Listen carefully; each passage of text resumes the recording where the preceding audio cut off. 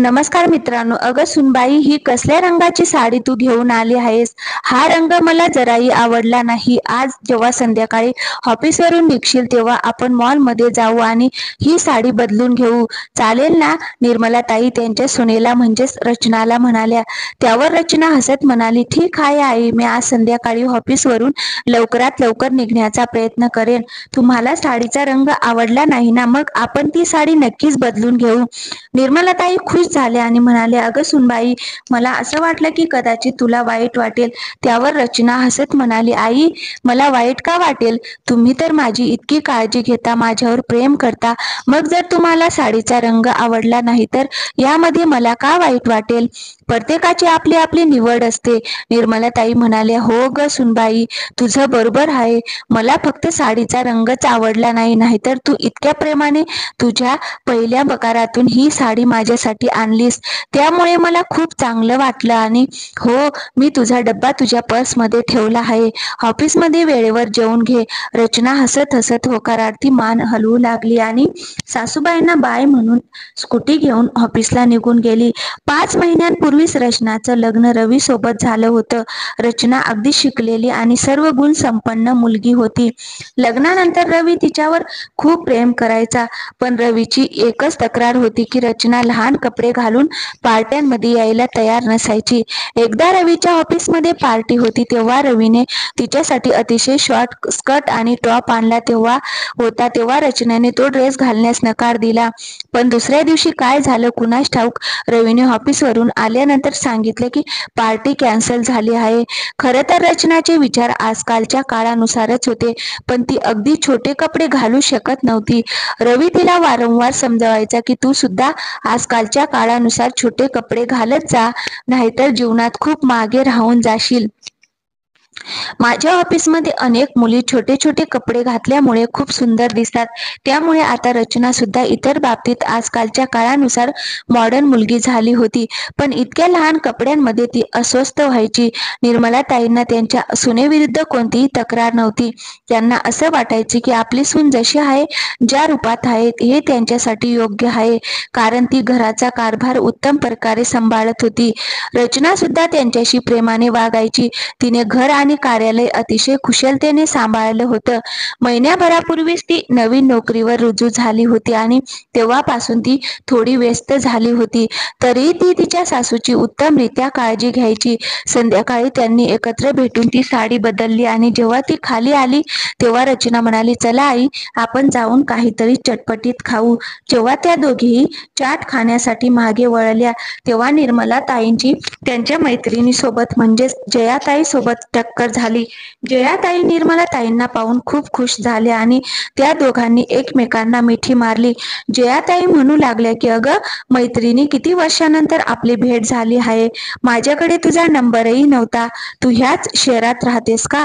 त्यावर निर्मलाताई म्हणू लागल्या की मी सुरुवातीपासून इथेच राहते. तेव्हा जयाताई म्हणाल्या, माझा मुलगा तरुण 4 महिन्यांपूर्वी या शहरात आला आहे, म्हणून मी सुद्धा त्याच्यासोबत इथेच राहायला आली आहे. जेव्हा दोघांनी एकमेकांच्या मुलांच्या कंपन्यांची नावे विचारली तेव्हा असं कळाले की दोघांचीही मुले एकाच कंपनीत काम करतात. जयाताईचा मुलगा तरुण हा निर्मलाताईच्या मुलाचा म्हणजेच रवीचा बॉस होता. निर्मलाताई खुश होत म्हणाले की माझा मुलगा रवी तुमच्या मुलाच्या ऑफिसमध्येच काम करतो. त्यावर जयाताई म्हणाल्या, हो हो, मागच्या महिन्यात जेव्हा ऑफिसची पार्टी झाली होती तेव्हा रवी सुद्धा नक्कीच माझ्या घरी आला असेल. निर्मलाताई रवीचा फोटो जयाताईंना दाखवू लागल्या आणि म्हणाल्या, हा बघ माझा मुलगा. त्यावर जयाताई म्हणू लागल्या की हो हो, हा तुझा मुलगा सुद्धा आमच्या घरी आला होता, तेही तुझ्या सुनेसोबत. जयाताईचे शब्द ऐकून रचना स्तब्ध झाली. ती म्हणू लागली, काकू, पण मी तुम्हाला कधीच भेटली नाही ना, मी कोणत्या पार्टीला गेलेली होती. हे ऐकून जयाताई म्हणू लागल्या, अगं मुली, तू कोण आहेस? रवीची बायको आमच्या पार्टीमध्ये आली होती. त्यावर निर्मलाताई आश्चर्यचकित होत म्हणाल्या, ही तर रवीची तुझीच बायको आहे. तेव्हा जयाताईंनी त्यांच्या पार्टीतील काही फोटो शोधून काढले आणि फोटोमध्ये असलेल्या मुलीला दाखवत म्हणाली, रवी या मुलीला घेऊन पार्टीमध्ये आला होता. निर्मलाताईंना आता सर्व कळत होतं. त्या म्हणू लागल्या की ही तर माझ्या मुलाच्या कॉलेजमधली मैत्रीण आहे. आज मी घरी जाऊन त्याची नक्कीच खबर घेते की तो असं खोटं का बोलला ते. संध्याकाळी जेव्हा रवी घरी आला तेव्हा निर्मलाताई हॉलमध्येच बसल्या होत्या. त्या म्हणू लागल्या की अगं सुनबाई, पुढच्या महिन्यात तुझ्या मैत्रिणीचं लग्न आहे ना. रवी आजकाल जरा व्यस्त असतो, त्यामुळे तू तुझ्या कोणत्या तरी मित्राला स्वतःचा नवरा बनवून लग्नाला घेऊन जा. त्यावर रवीला खूप राग आला आणि तो जोरात ओरडत म्हणाला, अगं आई, तू हे काय बोलत आहेस? मी असताना माझी बायको इतर कोणत्याही मुलासोबत लग्नाला का जाईल? तितक्यात निर्मलाताईंनी त्याच्या एका जोरात कानाखाली वाजवली. निर्मलाताईंना खूप राग आला होता तेव्हा त्या थरथरत्या आवाजात म्हणाल्या, मी बोललेल्या गोष्टी तुला आज चुकीच्या वाटत आहेत ना. आणि तू म्हणजे त्या दिवशी तुझ्या ऑफिसच्या पार्टीमध्ये स्वतःच्या मैत्रिणीला स्वतःची बायको बनवून घेऊन गेला होतास. तेव्हा हक्काची बायको असताना सुद्धा स्वतःच्या मैत्रिणीला पार्टीला घेऊन जाताना तुला लाज नाही वाटली? रवी आश्चर्यचकित झाला आणि म्हणाला, आई, तू हे काय म्हणत आहेस? तुझा काहीतरी गैरसमज झाला असेल. तेव्हा त्याची आई रागाने म्हणाली, नाही, मला कसलाच गैरसमज झाला नाही. कदाचित तुला माहित नाही की तुझ्या बॉसची आई माझी खूप जुनी मैत्रीण आहे. आज अचानक ती मला मॉलमध्ये भेटली. त्यावेळेस रचना सुद्धा माझ्यासोबतच होती. मग आमच्या गप्पा गोष्टींमध्ये मी तिला रचना ही माझी सून असल्याचं सांगितलं. तेव्हा ती आश्चर्यचकित झाली आणि म्हणाले की जर ही तुझी सून आहे तर त्या दिवशी पार्टीला कोण आलं होतं? मला तुझ्याकडून अशी अपेक्षा नव्हती. त्या क्षणापासून रचनाचेही हृदय तुटले आहे.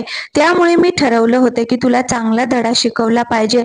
जरी रचना छोटे छोटे कपडे घालत नसली तरी शरीराचे अंग प्रदर्शन करणे म्हणजे मॉडर्न असणे असं असतं का? माझी सून शिकलेली आहे, आत्मनिर्भर आहे. कोणत्या सोसायटीमध्ये कशा प्रकारे उठायचं बसायचं हे सर्व गुण तिच्यामध्ये आहेत. तरी तुला तिची लाज वाटत असली तर मी सुनेला सांगून देते की तू घटस्फोट घे आणि तू छोटे कपडे घालणाऱ्या मुलीला बायको म्हणून घरात घेऊन ये. तशी मुलगी इथे येऊन रचनासारखं तुझं आयुष्य सुधरवू लागली तर खूप चांगलीच गोष्ट आहे. दोन्ही बोटीवर स्वार करण्याची पद्धत माझ्या घरी चालणार नाही. तुला तुझ्या बायकोला योग्य तो मान सन्मान द्यावाच लागेल. तिला तिचे सर्व हक्क द्यावेच लागतील. याचा अर्थ असा नाही की तुझ्या आईची आणि तुझ्या घरची जबाबदारी ती सांभाळेल आणि इतर लोकांना नुसतं दाखवण्यासाठी कोणत्या तरी मुलीला स्वतःची बायको म्हणून तू घेऊन फिरशील. जर रचना इतर व्यक्तीला स्वतःचा नवरा बनवून घेऊन जाण्याची गोष्ट केली तर तू कशा प्रकारे रागवत होतास? मग आता विचार कर की तुझ्या बायकोला तुझ्या वागणुकीमुळे किती दुःख झालं असेल. आईची दटावणी ऐकून रवीचे डोके शरमेने झुकले. तो खोल आवाजात म्हणाला, आई, मला माफ कर. मी या गोष्टीचा इतका खोलवर विचार केला नव्हता. माझ्या ऑफिसच्या पार्टीमध्ये बऱ्याच मुली छोटे छोटे कपडे घालून येतात. त्यामुळे मला असं वाटायचं की छोटे ड्रेस घालणे म्हणजे मॉडर्न होण्याची निशाणी असते. मी रचनाला मोठा गाऊन घालून घेऊन गेलो असतो तर माझ्या ऑफिसच्या मित्रांनी माझी खिल्ली उडवली असती की कसल्या मुलीसोबत याने लग्न केलं आहे. त्यामुळेच मी रचनाला तिथे घेऊन जाण्यासाठी संकोच करत होतो. माझ्याकडून खूप मोठी चुकी झाली. कृपा करून मला माफ कर. त्यावर त्याची आई रागाने म्हणाली, आता तुझ्या बॉसला सुद्धा कळालं असेल की तुझी पत्नी ही रचना नसून इतर दुसरं कोणीतरी आहे. रचनाचा सन्मान तू परत कसा करणार? तुझ्या बॉस समोर तुझी काय इज्जत राहील? तसंही मी माझ्या मैत्रिणीला तुझ्याबद्दल सर्व काही सांगितलं आहे. तू त्यांच्या डोळ्यात डोळे कसा घालशील? रवीला या सर्व गोष्टींची लाज वाटू लागली. त्यामुळे तो आता काहीच बोलू शकत नव्हता. तो म्हणू लागला की आई, इतका खोलवर मी विचार सुद्धा केला नव्हता. मला असं वाटत होतं की एकाच दिवसाची गोष्ट आहे, त्यामुळे मी कोणाला तरी माझी बायको बनवून पार्टीला घेऊन जातो असं म्हणत तो रडू लागला. तेव्हा त्याची आई त्याला प्रेमाने समजावत म्हणाली, आता जे काही झालं ते जाऊ दे, पण यापुढे अशा चुका होता कामा नये आणि भविष्यात तुला तुझ्या बॉस आणि सहकार्यांना तुझ्याबद्दल कसं पटवून द्यायचं आहे हे तुझं तू बघून घे. कारण चूक तर तूच केली आहेस, म्हणून तुला त्याची किंमत ही मोजावीच लागेल. रवी शांतपणे खोलीत गेला. रचनाच्या डोळ्यातून अश्रू वाहत होते. तिने कधी विचारही केला नव्हता की इतकं प्रेम दिल्यानंतर सुद्धा आज रवीमुळे तिला लाजिरवाणं व्हावं लागत होतं. असो, रवीला त्याची चूक कळाली होती तेव्हा त्याने रचनाकडे वारंवार माफी मागितली आणि रचनाने सुद्धा शेवटी त्याला माफ केलं. पण आता ऑफिसला जाताना रवीला खूप लाज वाटत होती. त्यामुळे त्याने दुसऱ्या ठिकाणी नोकरी शोधण्याचा निर्णय घेतला. त्यानंतर त्याने काही दिवसांसाठी ऑफिसला सुट्टी घेतली. त्या दरम्यान त्याला दुसऱ्या कंपनीमध्ये चांगली नोकरी मिळाली. त्यामुळे त्याने त्याच्या जुन्या ठिकाणी राजीनामा दिला. आता त्याने विचार केला की इतरांना दाखवण्याच्या चक्करमध्ये केलेली चूक परत कधीच करणार नाही. मोठ्या ऑफिसमध्ये तो खूप खुश होता. एक आठवड्यानंतर तो त्याच्या बॉसच्या वाढदिवसाच्या पार्टीमध्ये रचनाला तिथे घेऊन गेला. तेव्हा सर्व लोकांनी अगदी प्रेमाने त्यांचं स्वागत केलं. रचना निळ्या रंगाच्या गाऊनमध्ये खूप सुंदर दिसत होती. तिकडे असणाऱ्या बॉसची बायको आणि इतर महिला कर्मचाऱ्यांमध्ये रचना अगदी लगेचच मिक्स झाली आणि त्यांच्यासोबत गप्पा गोष्टी करू लागली. तसंही रचनाचा स्वभावच होता की ती लवकरात लवकर इतर लोकांमध्ये मिक्स व्हायची. रवीला त्याच्या मागच्या वागणुकीमुळे खूप पश्चाताप होत होता आणि तो विचार करू लागला की कदाचित त्याने तशी चूक केली नसती तर त्याला आधीच ऑफिस सोडावं लागलं नसतं. उशीर जरी झाला असला तरी त्याने त्याची चूक सुधारली होती. त्याने आता ठरवलं होतं की आयुष्याचा जोडीदार कसाही असला तरी तिला नक्कीच मान सन्मान देईन आणि इतर लोकांसमोर सुद्धा स्वतःची बायको म्हणून प्रस्तुत करत जाईल. मित्रांनो, या जगात कोणीही परिपूर्ण नसतो. अशा परिस्थितीत तुम्हाला तुमच्या जोडीदाराची लाज वाटता कामा नये. जो व्यक्ती जसा आहे तशा प्रकारे त्याचा स्वीकार केला पाहिजे आणि लोकांसमोर अगदी आदराने आणि गर्वाने म्हटलं पाहिजे की हीच माझी जीवनसाथी आहे. तुमचं याबद्दल काय मत आहे कमेंट बॉक्समध्ये नक्की सांगा आणि आमच्या चॅनलवर नवीन असाल तर प्लीज चॅनलला सबस्क्राईब करायला विसरू नका. थँक्यू.